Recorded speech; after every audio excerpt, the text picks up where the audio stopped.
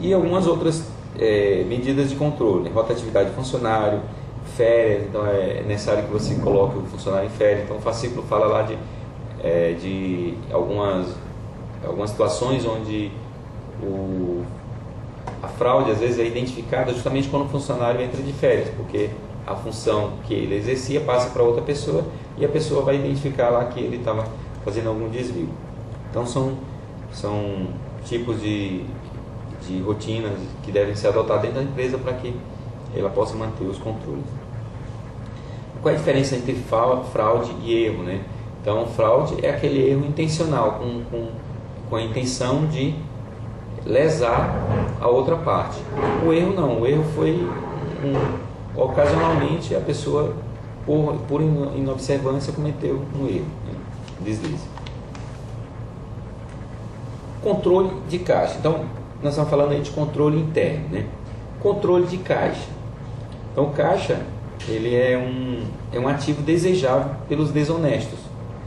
Então, é necessário que haja um controle sobre ele, né?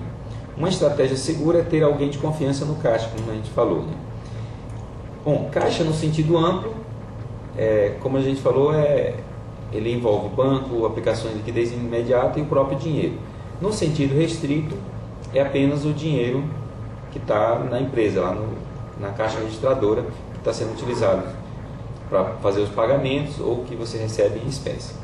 Nesse caso aqui, nós vamos tratar do caixa em espécie, né? Esse controle de caixa em espécie, que é o dinheiro do dia a dia da empresa.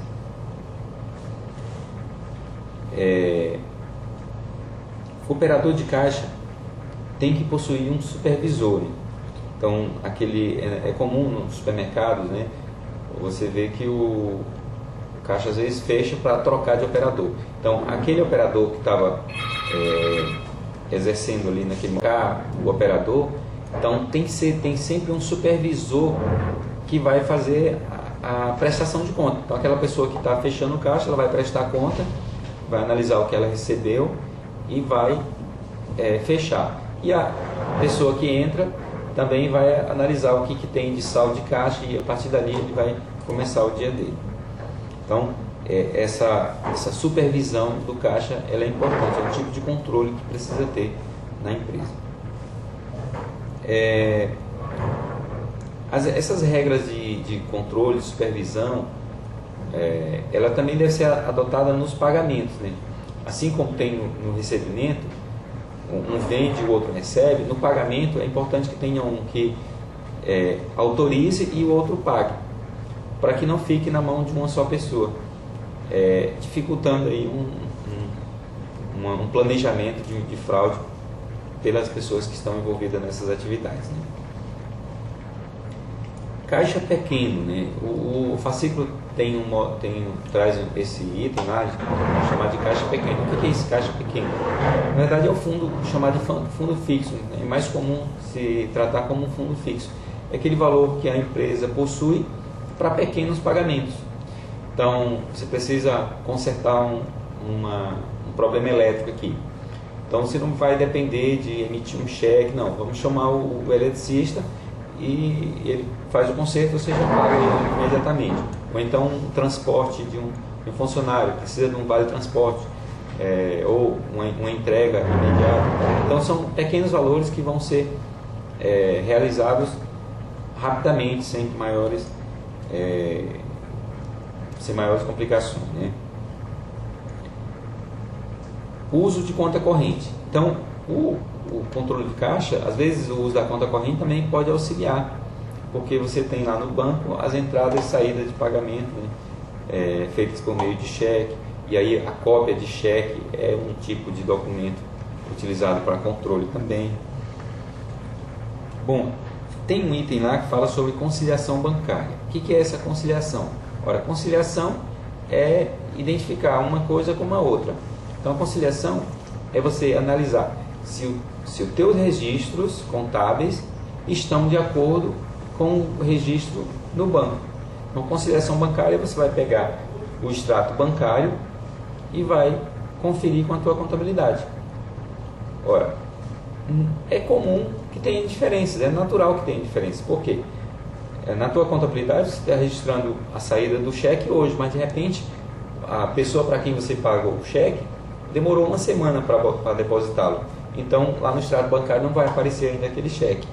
E outra coisa muito comum aparecer no extrato bancário, que às vezes não está na tua contabilidade ainda, são as despesas bancárias.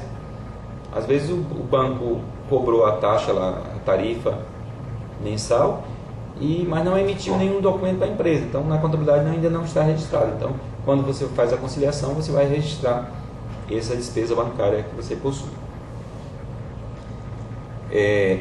Cheque a compensar, né, que a gente chama, mais comum chamar de cheque pré-datado.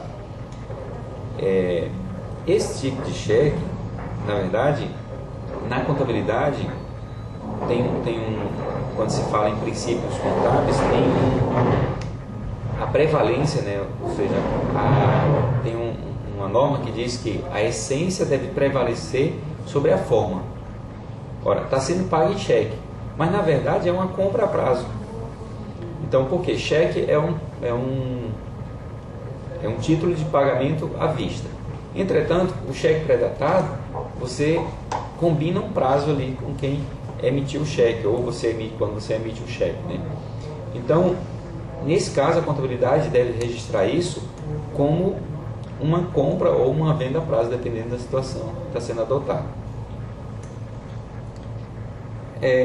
O fascículo também fala lá sobre TED, sobre DOC. Então isso aí são os conceitos, né? Então TED, que é uma transferência eletrônica de disponível, DOC é um documento de crédito. Então são conceitos aí que é importante a gente ter conhecimento, principalmente vocês administradores, precisam estar antenados com esse tipo de conhecimento, né? E lá fala de ciclo operacional. Então o que é o ciclo operacional? É o momento da aquisição do teu estoque até onde vai a tua venda, ou melhor, o teu recebimento pela venda. Então você comprou estoque no dia 1º de abril. Então qual é o teu ciclo operacional? É até o momento que você vender esse teu estoque. Então você vai vender esse estoque durante o mês de abril, o mês de maio e o mês de junho. E vai receber, o do mês de junho você vai receber lá no dia 15 de julho. Bom, então o teu ciclo operacional é de 3 meses e meio, né? Então abril, maio, junho e metade de julho, 3 meses e meio. E o ciclo operacional é o prazo que você vai utilizar para desde o momento que compra até o recebimento da venda.